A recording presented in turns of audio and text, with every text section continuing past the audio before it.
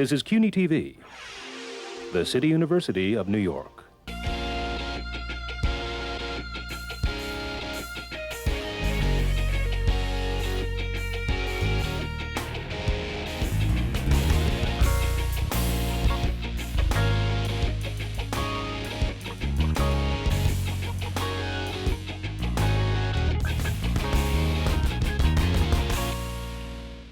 Hello, I'm Doug Muzzio. This is City Talk, the second half of my conversation with two of America's premier political strategists and analysts, advisors to winning presidential candidates, Ed Rollins and Bob Shrum.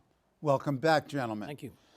Bob, I guess that description can only be accurate about me if I claim, as I often do, that Al Gore won. Yes, well, that's why. I mean, that's why it's included. Come on, let's be serious about this. You remarked in the break that there has been something lost in the relationship of the parties, and you go back to Ronald Reagan. Go through that, Bob. I go back to Eisenhower, Lyndon Johnson, but Ronald Reagan, look, there used to be what I call a principled pragmatism at the top of our politics. So Ronald Reagan got elected as a very conservative president, and I think he was genuinely conservative in his convictions. He could make a deal on Social Security with Tip O'Neill. He could make a deal on immigration reform with Ted Kennedy. He could make peace with the Soviets, something that no one ever imagined he would do, and he got criticized for it by a lot of conservative commentators at the time. You take Kennedy, who was called the liberal lion of the Senate. What he was, in many ways, he was a liberal, and he believed in those principles, but he was pragmatic, and he was always looking for a way to get things done. And he was probably the best deal maker in the U.S. Senate, at least since Lyndon Johnson, and maybe one of the greatest senators in terms of achievement of all time, because he could always find an Orrin Hatch, a Nancy Kassebaum, even very conservative Republicans that he could work with on a specific issue. That's been lost. I mean, Hatch now has to run for re-election in Utah, claiming he never met Ted Kennedy, at whose wake he spoke, and they were genuine friends. All of that's gone, and it's bad. It's very different from the Washington that I went to work in 40 years ago. I mean, is it this super hyper partisanship that seems obvious to us out here? Absolutely. If you and I were both coming to Washington 40 years ago, when we both did, if we sat down and had a drink today or went to dinner and said, you know, we enjoy each other's company and we talk about the process, we'd be ostracized, let alone members. I mean, members used to have a great social life. They'd leave their families behind, not deliberately, but it was the workforce. They'd go out, they'd go to cocktail parties, they'd basically have dinner, and, you know, 11 o'clock, 12 o'clock at night, they'd say, you know, let's try and get this thing straightened out. Put something on a napkin, and basically the next day, try and get it worked out. That doesn't happen anymore at all. No, quite the opposite. There's very little socializing, and equally as important, if you did, you're ostracized. And I think to a certain extent. I mean, I have a lot of friends who are Republican consultants, but that goes back for years and years and years. I don't know if that's happening in the new generation of people. Bob Novak is one of the most conservative people in America, a columnist, very famous columnist, was a very close friend of mine for 30 years, and we just disagreed all the time. I think that's an old tradition that's just disappearing. I do too. And part of it's the socialization. Part of it, and the other thing that's happened is both parties used to try and cover the entire political spectrum. You had in the Republican Party everybody from the Strom Thurmond to you know, Chris Shays, and the Democratic Party the same way. You had everybody from a Maxine Waters to, you know, to one of the Southern Democrats who were very conservative. I think to a certain extent, geographically, it's changed. You know, there is no Rockefeller Republicans anymore. There's not even any Northeast Republicans anymore. Well, you've had this big shift. I mean, if you look at the electoral map from the 30s, 40s, 50s, 60s, and up, you've got a real reversal of, look at the geography of the Republican Party and the Democratic Party. I'm sorry, go ahead. No, it's a very important point, and it's, you know, where California used to kind of be the melting pot that we both have great affection for, and today it's, you know, it's on one. We now have the South. It used to be the South, used to be yours. The game has changed dramatically, and it's. But when you look at, I mean, the Republican Party, the Democratic Party, in my view, John Kennedy made the right decision, which was, you know, Johnson told him and repeated later when he was president that by pushing civil rights, you're going to lose the South for a generation. Turns out more than a generation. But as Senator Ted Kennedy once said to me, when you get asked that, when you come up against a fundamental moral question, there's only one right answer, and there was only one right answer on civil rights. You might wish to avoid it, but you couldn't avoid it. You had to do it. It was the right thing to do. California, I think what happened was, in large measure, Pete Wilson, to get reelected in 1994, ran a very virulently anti-immigrant campaign, alienated the entire Hispanic community. Clinton had carried the state in '92 because of the economy, but it was still a competitive state. I mean, Pete Wilson had won the governorship in 1990. I mean, and it drove California straight to the Democrats. The same kind of thing by getting rid of all those Rockefeller Republicans, whatever they are. I mean, I think that when this election is over, we will look from Maryland north, for sure, all the way to the Canadian border on the East Coast, and there isn't going to be a Republican state. It's possible. I think it's extremely likely. I mean, the only place you're really talking about is New Hampshire. I mean, New Jersey, even when they put the governor on the ticket with Romney, he loses, and by a fair margin. So we've really had this kind of geographical sorting out, which has also become an ideological sorting out. And I think you asked about social issues earlier.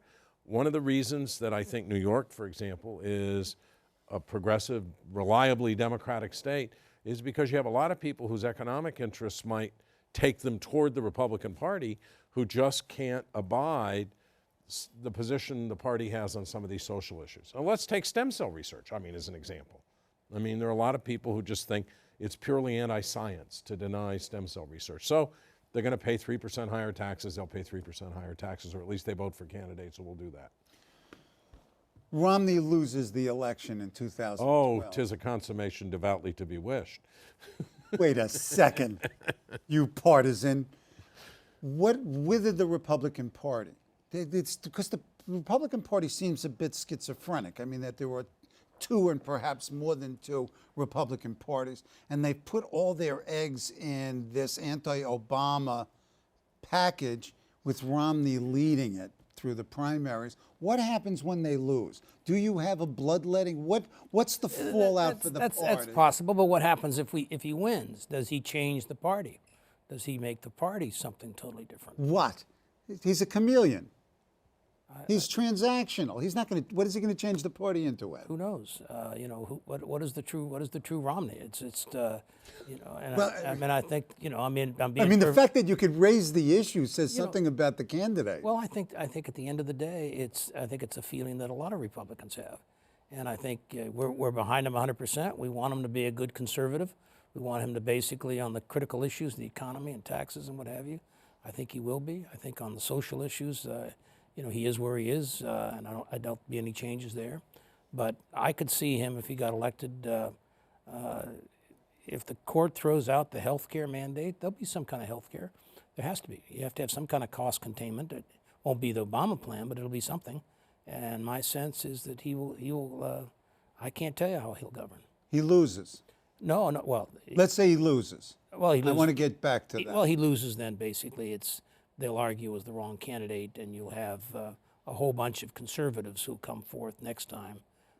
It could be the Huckabees, it could be a whole variety. Drives the party even further to the right? I don't know whether it can go further to the right. Okay. I think at the end of the day, the party.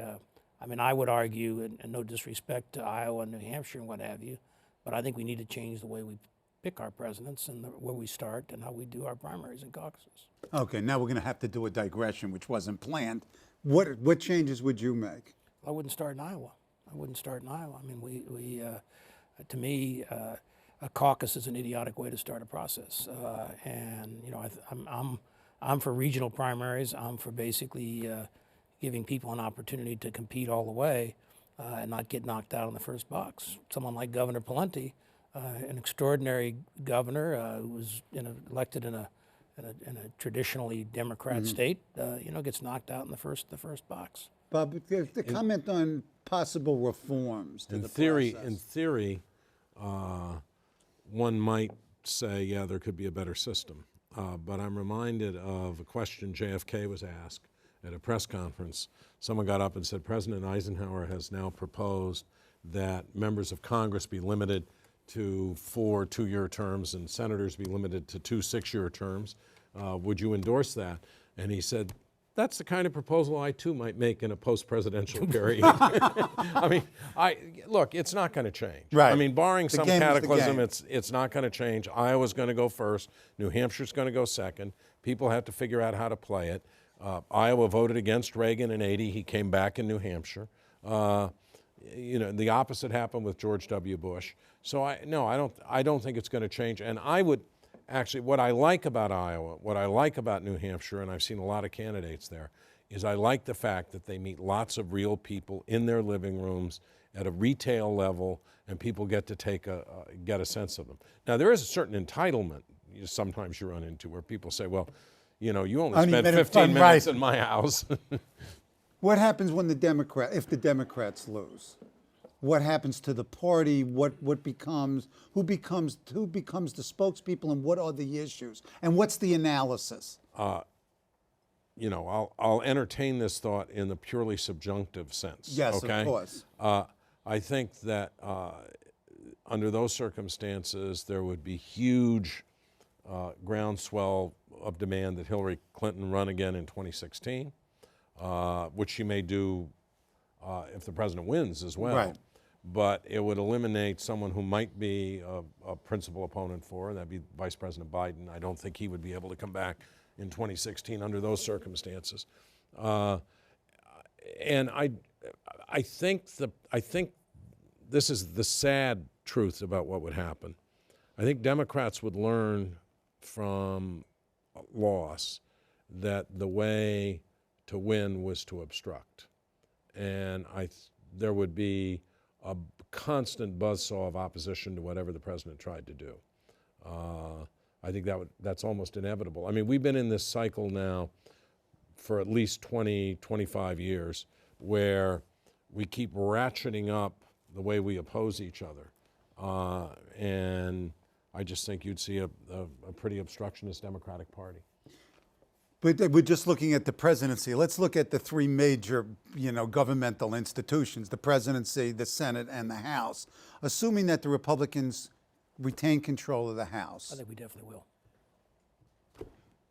And it depends. I think, Bob, it depends on your analysis. Your analysis depends on the fact of what happens in the Senate. Because if the Democrats lose control of the Senate, they can't obstruct. Sure you can. Except. Sure you can. All you have to do is filibuster. Right. Now, you could try and change the rules without 60 votes at the beginning.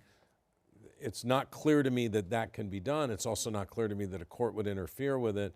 It's also not clear to me, and this is what I mean about the short-termism that we all have and the lack of respect, that there's not that we all have, but that so many people have, and the lack of respect for the system. If you do something for the short term, 2 years later it could come back and bite you pretty hard. Because it becomes you a could problem. be on the other side of the table. And what we'll have is no incentive for Democrats to compromise. Rightly or wrongly, they will have decided that Obama was at least in part undone. Because of the Republican obstruction. Right. Do you think that this is could this become a continuing feature of American national politics, and not only national politics, that you've got this real obstructionist views on the part of the minority party, that the goal is just to stop the other guy, and then in fact you don't have the capability? It depends on whether you can stop the other guy. I mean, we couldn't stop him on health care as a minority. We couldn't stop the stimulus as a minority. But the party's managed to stop every other stimulus measure and all the jobs bills that are there. Well, we had to win the majority to do that.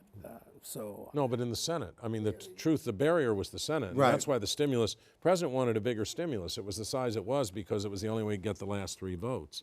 Yeah, look, it's going to happen. The only thing that will break the fever is a decisive result in favor of one party or another. Right. And that ain't going to happen. It's probably not going to happen. I do think it's possible, depending on events, that Obama could win a fairly comfortable electoral majority and while having a fairly close popular.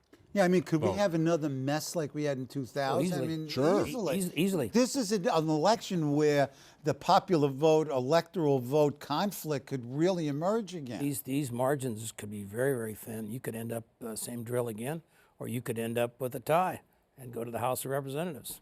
Where the Republicans win because they control They more vote state of by the- state, but they Yeah. control One more of vote. the state More of the delegation. state One vote, legislatures. each state gets one vote. Yeah. Okay. Let's talk about my favorite topic, of which I have very little of, and that's money and the impact of Citizens United and the impact of super PACs. Good for democracy, bad for democracy? Do they stand? Does the Supreme Court just affirm its decision in Citizens United in this new Montana case? What's the story here with Citizens United and super PACs? I think it's here forever, at least my lifetime. I don't think we're going back. I think it's, and I think we'll all learn to play with it. I mean, I think every time we do campaign reform or election reform, it ends up, the lawyers and the consultants look to find the loopholes. You know, we had an election last time in which we didn't have citizens' decision, and Obama outspent John McCain by $400 million. He was the guy that decided, I'm not going to live within the rules of public financing. So That's because McCain couldn't get out of public financing, couldn't have financed the campaign. But Ed's right, it's not going to change. I happen to think it's bad for democracy, but I don't have a lot of patience for these mega wealthy Democrats and progressives standing on the sidelines, wringing their hands, saying, oh no, campaign finance reform, I can't get in this game. There's too much at stake in this election. They need to be in the game. And I think over time, if they're not now, they will be. It looks like in this election we're talking about $1.5 billion each. I mean, are we talking about that I'm much not as money? bothered by I'm that. not bothered by it. What I will promise you Go ahead. is both sides will have as much money as They need to get the message out. You won't lose because of not having sufficient money. Yeah, I'm not bothered by that. I mean, how much do we spend on advertising, all sorts soda, of stuff? right. I mean, we're picking the president of the world, not just the president of the United States. We only are the only people who get to vote on it. But I'm not bothered by the advertising, and I can say this now since I'm retired and teaching at NYU.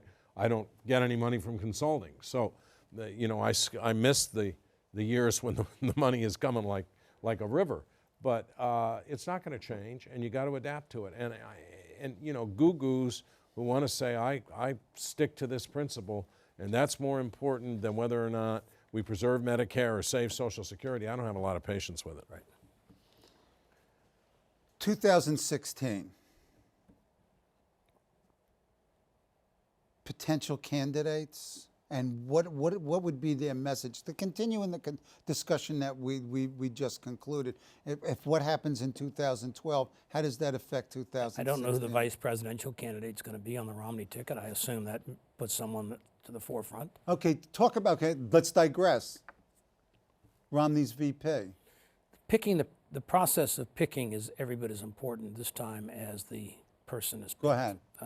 Because of the debacle the last time and the way it was done, and now we've had movies and all the rest of it, I think that Romney, who's a pretty safe guy, is going to pick someone he's comfortable with, and they will vet them and vet them and vet them. And whoever comes out of that process will be qualified to be president of the United States. And it'll be a one-day story. Here's who our new VP is, and let's move on. What are the criteria that he will use, might use to choose, and who might this be? Let me tell you, Go ahead. we're always catching up with the last mistake in the process. Right.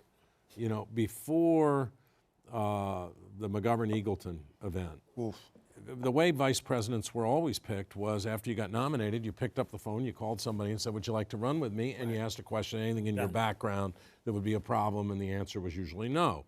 After that, we began to have a vetting process, although it got short-circuited at the Republican convention because of the flirtation with Ford in 1980. But Carter went through a very thorough vetting process. Everybody else has. But then you get into a situation where you say vet the candidate financially, but you don't vet the candidate's spouse financially. And so then that changes, and you change the vetting process again. This time I am certain, and you wouldn't have to worry about this with Rob Portman, I assume, but with some of these people you might, people are going to get a quiz on whether or not they have elementary knowledge about foreign policy. If it's, for example, a governor who's not in the Senate. You know, but in a way, you can't blame John McCain and Steve Schmidt for thinking that Sarah Palin probably did know the difference between North and South Korea. She was a governor, you know. I read a newspaper. Yeah, and read a newspaper. You would assume read a newspaper. But so now we're going to fix that problem. I don't know what the next unpredictable problem will be. I think Romney is so thorough about things like this that there probably won't be a single thing about his running mate's life that he doesn't know. Right. What does Romney need in his vice presidential candidate? Well, it's always helpful if you can find someone that can win a state, but that hasn't happened since Lyndon Johnson in 1960. So my premise is always this. You pick a vice president that can help you a little or hurt you a lot. And so I think most of the candidates that are being mentioned, it's a comfort zone for him. And, you know, they'll help him a little, but it won't, no one's going to win a state out of this mix. You pick Portman, you're not going to automatically win Ohio. And I'm also of the premise that if you can't win the states yourself, you're not going to get to be president. So I think there's 4 or 5 good candidates. I personally like a Rubio for the adventure of the future. I think he'd be a great choice for the party, a party that has to work in the Hispanic community long term. And I think he'd be an exciting candidate. And that would fall in line with your argument that Romney has to win Florida. He has to win it. Once again, there's no guarantee that Right. Rubio's going to win Florida. No, I know, but I mean, your argument is that you absolutely have to have Florida. we don't Does win- Rubio help you win Florida? We don't win Florida and Ohio, we don't win. But there are two things. ahead. First, I think you have to, if you're going to pick Rubio, you don't pick him just because of Florida. You don't pick him just because of the Hispanic vote, where there's at least some evidence that he actually doesn't pull a huge number of additional Hispanics to you. At least the polling you pick suggests him. that now. You pick him for the reason Ed said, because he's the future, and because he's up to the job of being president. And you don't go out and say what McCain foolishly did, which is he picked the best qualified person in America to be vice president. You say, look, I picked this person. I picked him because I think he's up to the job. I think he has a voice that I like, that can help me govern this country. And if he ever has to take over, he's fully prepared. Right. End of story. Right. Or if it's Susana Martinez, she. And by the way, if it's Susana Martinez, the governor of New Mexico, and I doubt it will be, she's very smart. She's a former U.S. attorney, but she'll get the foreign policy quiz. Yeah. Okay. Senate, House, and governor races. We're focusing on the president. What are the highlight Senate races, the highlight governor races that both tell us about today and portend tomorrow? What are you looking at? What races? I don't think there's any national mood of those races. I think a lot of these are individual races. Obviously, the Senate is very important as to whether or not we pick up a few governors. I think when you look at, we've got, it's pretty much the open seats. It's the North Dakotas, it's the Nebraskas. It's the magic number of getting 4 or 5 of these seats, and there's 10 pretty much in play. And I don't think there's any magic formula that's going to be like trendsetter, except for probably the Virginia race. My sense is the Virginia race can drive some voters to the poll. A very competitive race. But the rest of them are pretty much. Democrats are in better shape in the Senate than they were 8 months ago. I think Angus King is probably going to win in Maine. In fact, he's going to win. Yeah, he is going to win. He's an independent. He says he hasn't decided who to caucus with, but that would have been a safe Republican seat. Yep. I think Heidi Heitkamp has a real chance in North Dakota, is actually leading in some of the polls. That was a seat that was completely gone. I think Claire McCaskill, except in the Rasmussen polling, is actually competitive and in that Missouri. polling always has a Republican skew anyway. Well, I don't. Go ahead. Except for that poll, that's a very close race. And there are other seats, the Democratic seats, that I think Republicans had some hopes for that are just entirely gone. I mean, Pennsylvania, Bobby Casey's going to win. He's 16 points ahead. Yep. It's over. So where do the Republicans pick up seats that they can potentially get the 4? I think. Where would you bet? I would bet Nebraska. I would bet North Dakota. I would. I think. Missouri is a possibility. Missouri's a very real possibility. And I think we can win Virginia. But when you do that list, you see how narrow the path is. Right. No, it's very narrow. Right. Very narrow. Whereas it looked like a pretty broad path It was year and a half ago. it was. But the House is safe Republican. I don't agree with that. Yeah. Go ahead. I think there's a 20% chance, if this election breaks for the president at some point, that Democrats get back the House. Now, if they get back the House, they're going to get it back by 2 or 3 seats. It would be very, very narrow. You're going to have to take away the Republicans' shoelaces and belts if they take the House. Look. No? Come on, Ed. have to take mine away. Yeah, I'm saying, then your razor blade. No, forget about shaving. Look, what's happened is Nancy Pelosi has an extraordinarily effective political operation in terms of trying to go after these House seats. There was a mess up in California, which she had nothing to do with, where there's a Democratic district that's going to be represented by a Republican for 2 years and then switch. But they have a really aggressive national effort. But look, if the president wins by 1.5 points, it'd be very hard for Democrats to take back the House. If he wins by 6 or 7 points, it would not be very difficult to take back the House. Still be hard, but could be done. I'm not predicting it, but I think it's a real possibility. Okay. Sort of in conclusion, sort of a big question. In your 40 years, what has been the most profound change in American politics to the day? Republicans winning the House. Really? We were locked out for a long, long time. Now it's extremely competitive. Obviously presidential races take on a different, but I think the fact if we would have sat 20 years ago sitting here talking about Republicans having the House and having the House for a long period of time, we never would have believed it. Yeah, Bob, I think that's true. We talked about one earlier, which is the loss of comedy or civility or the capacity to compromise. In political terms, I think the flipping of California and the Northeast is pretty profound. Reverse of that's the South going on, right? Yeah, right. But the growth areas, if you take your map here, California, Oregon, Washington, all these places, except for Texas, these other places are pretty stagnant. Right. And the demography in Texas, by the way, and this goes to Ed's point that the Republican Party does, I think you hinted at this, have to reinvent itself in some respects.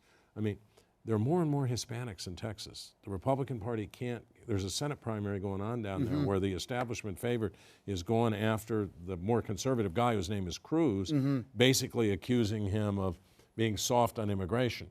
That, as Pete Wilson learned, can be a short-term success and a long-term disaster for a political party. Okay. My thanks to Ed Rollins and Bob Shrum for their insight and wisdom. Hopefully they'll be back in the fall in the post-Labor Day election season here on CUNY TV. Gentlemen, thank you. A lot of fun, Doug. Thank you. Thanks, Ed.